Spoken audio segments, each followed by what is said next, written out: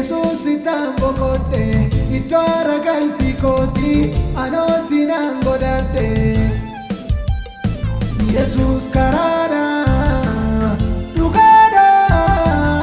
jirenya fanyina Kenya kani mobome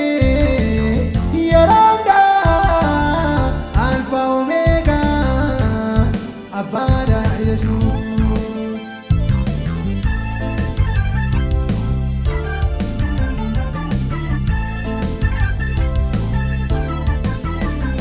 Yesus jalalle duga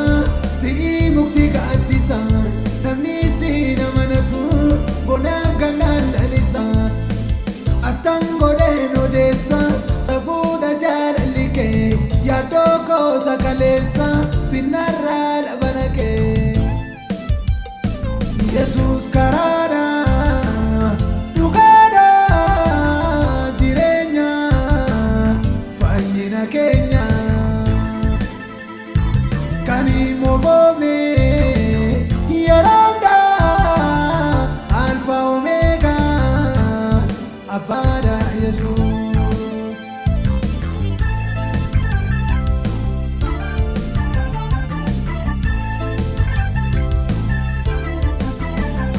akake kadinati charango kananture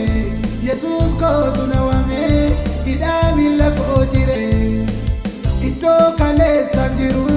achina maru adina nata era goftango katako jajamina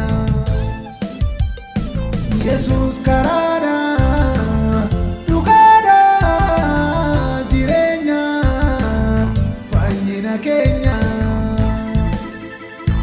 kani mobome yaranda alfa omega abada Yesus Yesus karara